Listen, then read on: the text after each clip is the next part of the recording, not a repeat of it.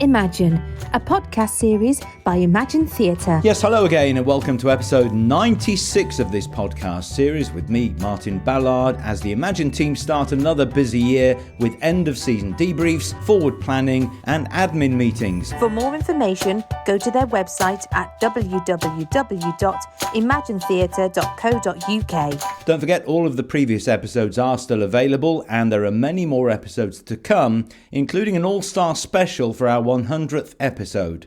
So make it your New Year's resolution to subscribe to the series wherever you get your podcasts from.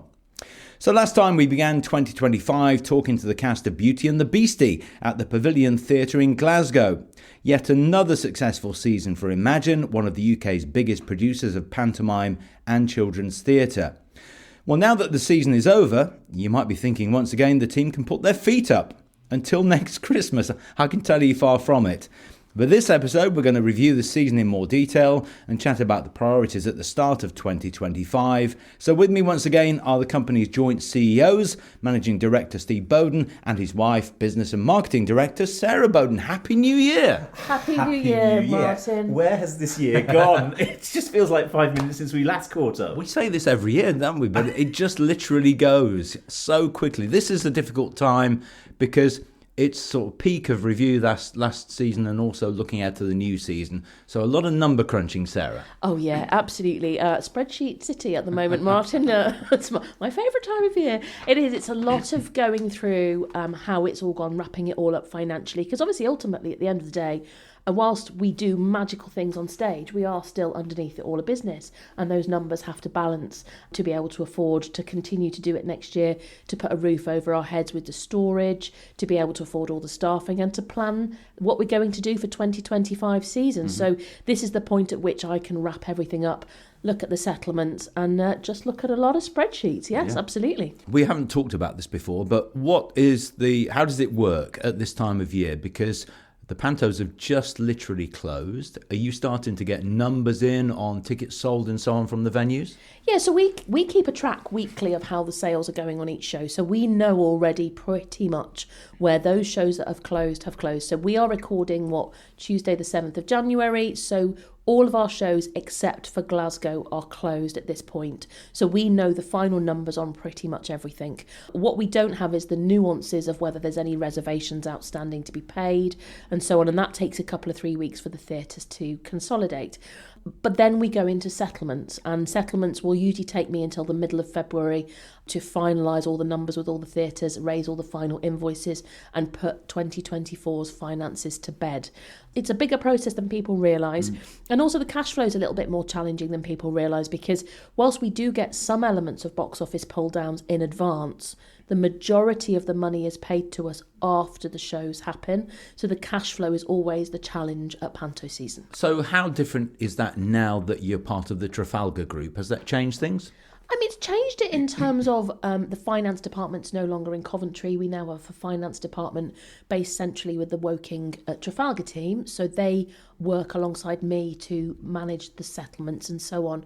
In terms of the cash flow of things, it doesn't really change. The processes haven't changed enormously. We're just working with a very slightly different team in very slightly different ways. But fundamentally, things are still pretty much the same. There's just nuances that have changed. Okay, and as ever, you're planning for next year already, so you know titles. Some of the casting's been announced, Joe Pasquale, for instance. But in terms of budgets for next year, do you hold that back until you've got the figures for this year? So it's interesting. When it used to be just Steve and myself running Imagine, we would budget in March and April. But with Trafalgar, we have to budget in January, which is always a challenge. So all we can do at this stage of the year is base our best guesstimates of what we think the budgets are going to look like, submit those to Trafalgar, and then we go for the full plan, which happens in March, as it always would, because there's always things that are going to chop and change, pricings that's going to change, casting changes and things like that. So yeah, there's again, nuances are different. We always had an idea before we went in where we were going to sit anyway. We just have to put that on paper a little bit more now. Now, in terms of the shows themselves, Steve, last year we talked about some new titles. This year, there are lots of new elements, not least Goldilocks in a circus big top. Oh my goodness, yeah. I mean, some milestones been achieved this year. You're absolutely right. Goldilocks, the first time we've staged that as a panto, and to do it in a big top in Kilmarnock was quite an extraordinary project to undertake, and the entire Kilmarnock audience and cast and teams embraced the new challenge. And it's funny, just changing the environment just puts a whole different marker in the sand for that production. It was a triumph, and I'm not saying that because we produced it, but actually because you look at all of the elements that had to come together in a relatively short space of time. We're used to rehearsing pantos relatively quickly. But to see that rehearsed and then put into a circus tent that nobody had ever been in before, in an arena ground, the venue which we'd never worked in before, to look at all the logistics of parking, managing the audience, building dressing room blocks, toilets, all of those sort of things, to see all of that work coming together, as well as the creative element of the show, was phenomenal. And it was a huge success. And I think we all just kind of smiled and went, you know what, it's great. We've done something special and we've made a massive difference to the panto in that town, which actually wouldn't have taken place had the trust not been bold enough to say, we'll work with you guys and let's do it in a big top. Yeah. Now, when you talk about the elements, there's one very unpredictable element, which was the weather. How challenging was that? The weather is the thing that we cannot plan for. You can plan for so much. The weather in Scotland, as we know at Christmas, can be a bit brisk, and we did have a couple of storms. The tent was incredibly sturdy, but the first storm was so fierce, and we were all fairly new at it, and I think it was on the opening weekend. We took a view that actually, let's just postpone the first performance and move audiences to other performances while we just allow the trust and the team to work out the best way of delivering the panto in that environment. Mm-hmm. And actually, over the course of the season, there were 2 or 3 storm incidents and we never lost any further performances. Such was the durability and the strength of it all, and the heating all worked. But yeah, those are the things that in an ordinary theatre you don't have to worry about. Yeah. Tribute to the local authority and to the cast and crew and everybody involved, because everybody pulls together, don't they? They do. And Goldilocks is such a great title to do. It's a really fun panto subject. And we'd set it in a circus, as often it's seen. And to be able to do it in a circus tent was the icing on the cake. It worked so well. So we're looking, obviously, at working with the team to develop a project for this year.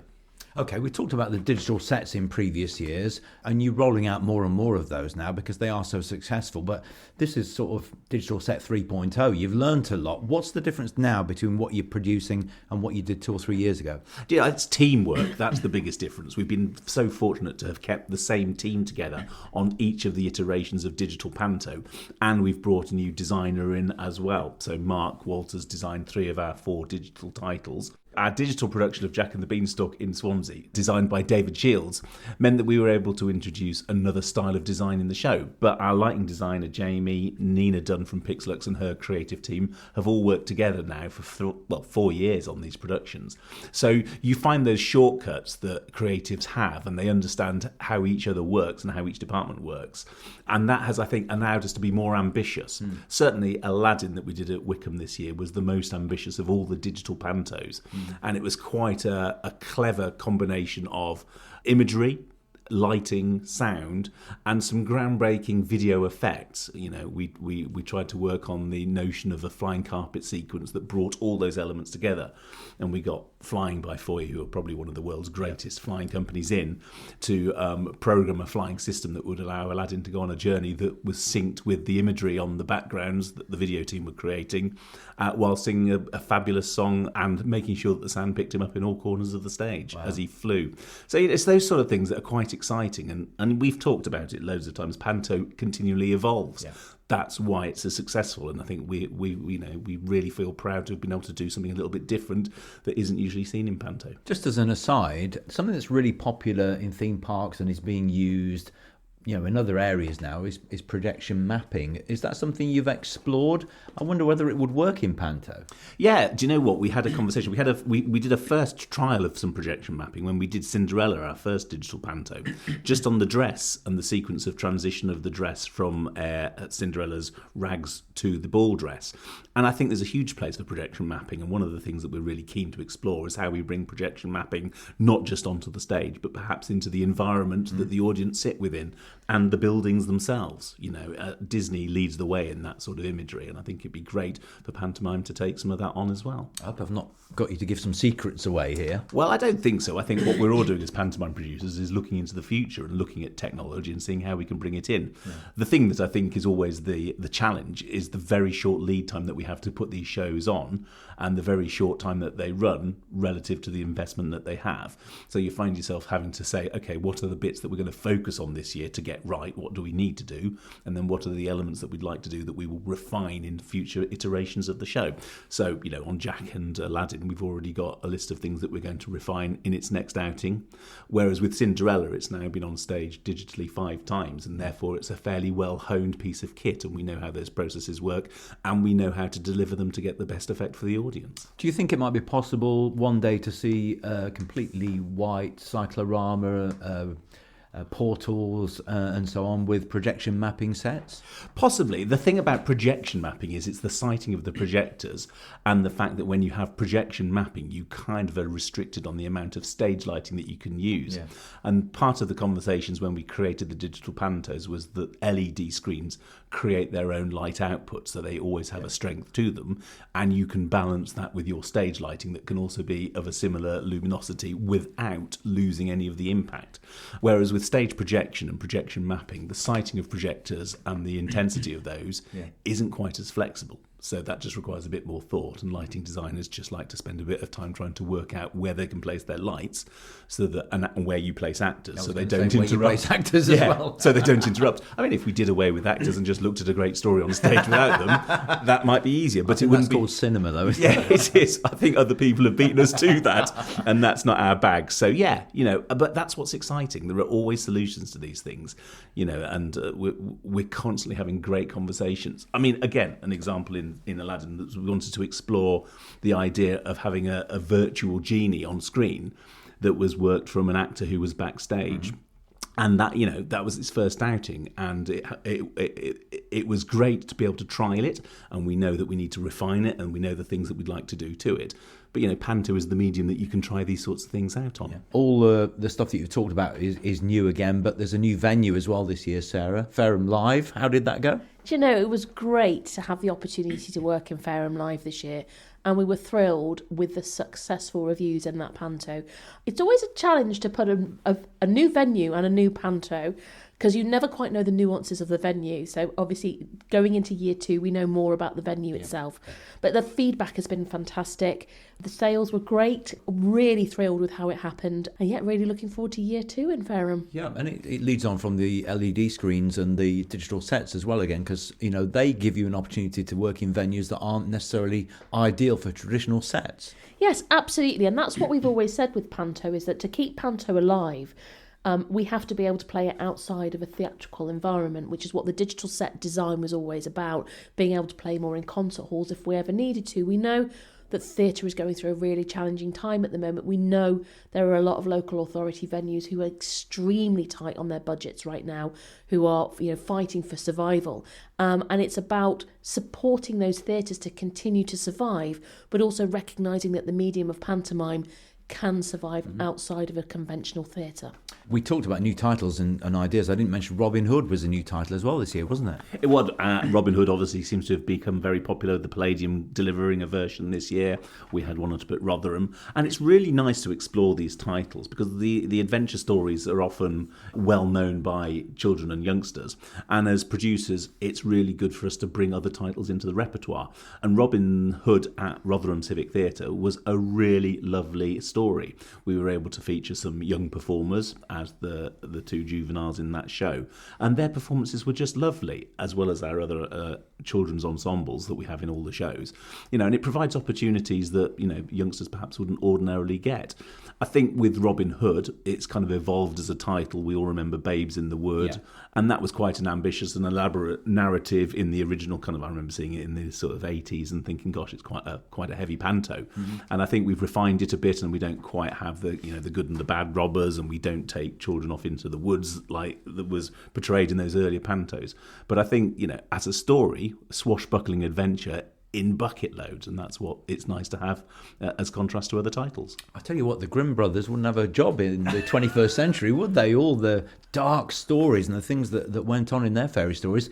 As well as all that, Sarah, this year, you have, I guess, the usual challenges. That might be the weather, but also sickness in the cast and so on. How have you coped this year? Oh, Martin, this has probably been the worst year for sickness that we've had since the pandemic finished. I think one venue in particular, which will remain nameless, went into every single combination of understudy mode it possibly could at some point, including backstage understudy mode as well. Wow. We've had so much illness across the teams, but touch wood, because there's just still Glasgow still open, we managed to keep every performance going. We lost 6 performances this year to the weather, all to the weather. So we lost the performance that Steve referred to in Kilmarnock. We lost the opening day of Llandudno due to Storm Dara, and everybody knows Llandudno got hit by a red weather warning and the most horrific storm. And so we had to keep everybody safe on that day. And then we lost 3 performances on the very final day of Halifax and Rotherham because of the snow. So as Steve said, you can't control illness and you can't control weather. You can control so much and prepare for so much in Panto season, but the 2 factors we can't control are those. Nobody likes losing performances, nobody likes letting audiences down, but the weather was something we couldn't control. But fantastic cast and understudies and ensembles and backstage teams kept all of the shows running through the illnesses that we went through. Yeah, but I think, from your experience, you're better equipped to cope with that than you've ever been in terms of understudy structure of the understudies and all that sort of stuff. I mean, in the early days, Steve, many companies didn't have understudies for every role. No, it was really seat of your pants stuff, and that's not acceptable when you've got such large numbers of audiences coming through the doors and such a responsibility to the performers and to the audiences and to the theatres. It's really important, and we learn very quickly how important having a robust understudy provision is within the acting company, but also within stage management. And I think the pandemic absolutely taught us that when people get ill, the better thing is to let them recover rather than soldiering on. And doctor theatre, whilst it's still a thing, is not necessarily the best way forward. So we spend a lot of time recruiting our understudy provision, make sure that our ensemble are able to cover tracks and have skills in acting, singing, dancing, but also to have an offstage set of cover for musicians, for stage management, people who can be parachuted in should the need arise. And it's also a good training ground. People get that opportunity to cut their teeth on Panto, and often the understudy tracks provide those great light up moments where you suddenly go, wow, that was an exceptional performance from somebody who's picked that up, learnt the understudy track, and has now had the chance to deliver it. Something we haven't spoken about before on the review is, I know so many people that have said to me, I've been to see a Panto this year. I'm sure it was an imagined set. How have the hires gone this year? Yeah, great. I mean, well, that's where we have a really strong infrastructure. I guess most of our listeners know, but we're not just a production company, but we're also a theatrical pantomime hire company as well. I think we serviced an additional 25 to 30 performances, productions over and above our own. And that will only continue to grow as we grow our stock and we grow our infrastructure. So that's approaching 50 shows, either produced by yourself or with sets or costumes from you. That's incredible. Yeah, it is. It's a big beast. And that's I think somebody said to us once, you've built a monster and you have to feed it. And we do. It's a big, big old business, and it all happens at the same time. And that's the bit that's exhausting. But, you're looking at Steve right now with bags under your eyes and ready to just, collapse in the heat. We're almost there. We're almost finished our travelling. We're almost able to get home at night. And that's the bit that is tiring. It's the mileage, it's going and watching the shows.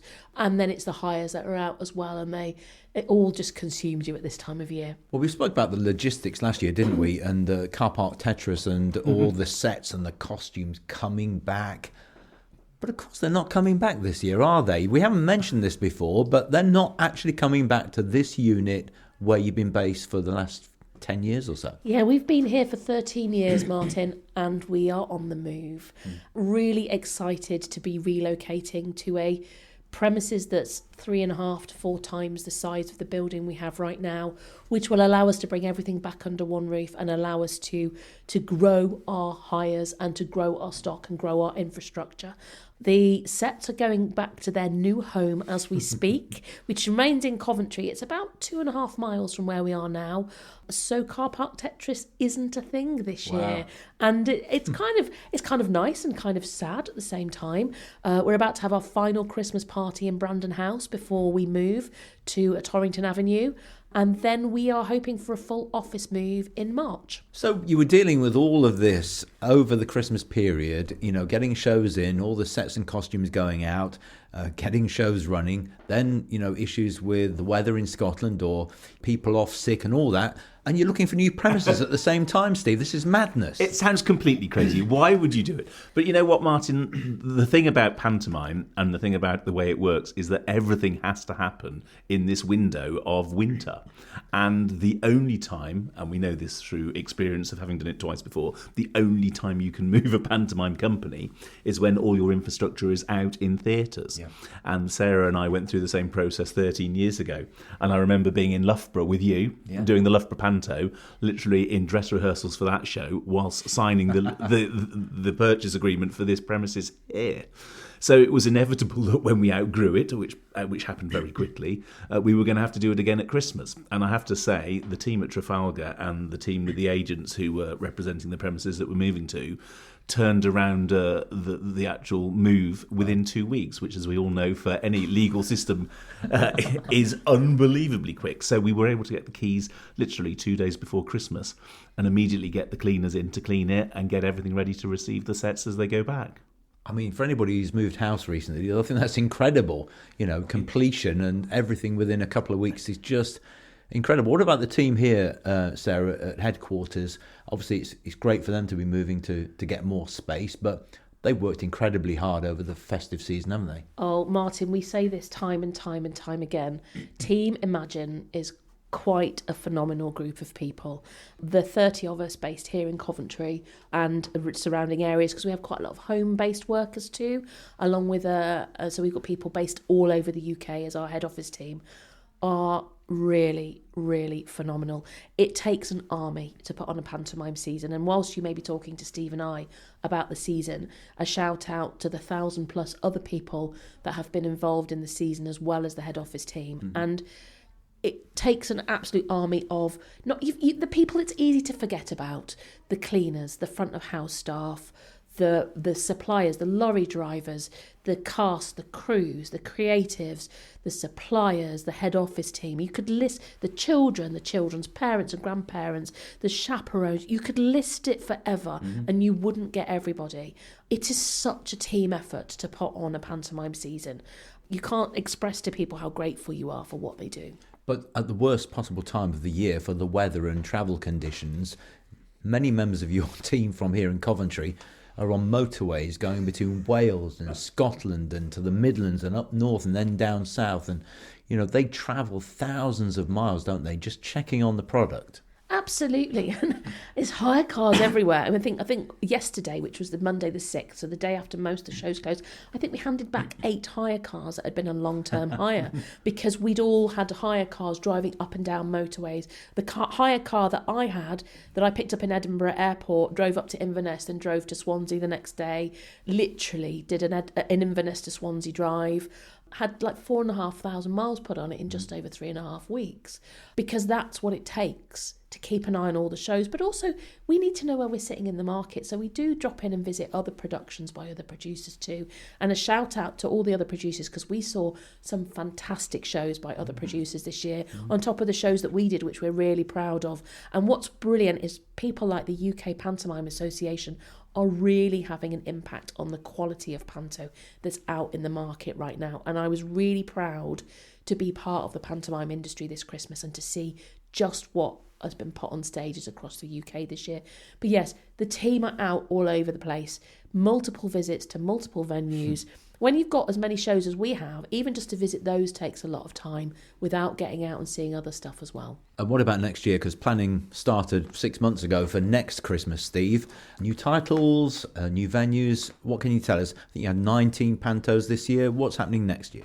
So we're looking at running out the same number of productions again next year, or this year. Gosh, keep forgetting. It is this year. Yeah. I think we're looking at rolling out potentially a couple of new titles. We're still in discussion with venues, but what we're also looking to do is to consolidate the great work that we've achieved this year and consolidate the digital productions and planning for the next 3 or 4 years, because what we're aware of is that we will be taking on other pantomimes with other venues, and it's about having a strategy to ensure that the new infrastructure that we're creating is distributed across all productions, and that we know where we need to put investment in. And it's also down to us planning over multiple years to allow us to do exciting things like we've achieved with the digital shows. So expect to see a couple of new digital titles on the way, and also expect to see some fantastic new special effects and infrastructure on the shows that already exist. Which is all exciting stuff, isn't it? And the casting already started. I mentioned Joe Pasquale. Yes. That's a fabulous signing, isn't it, really? It really is. I mean, Joe's just a fabulous panto actor. He's been doing it for many years.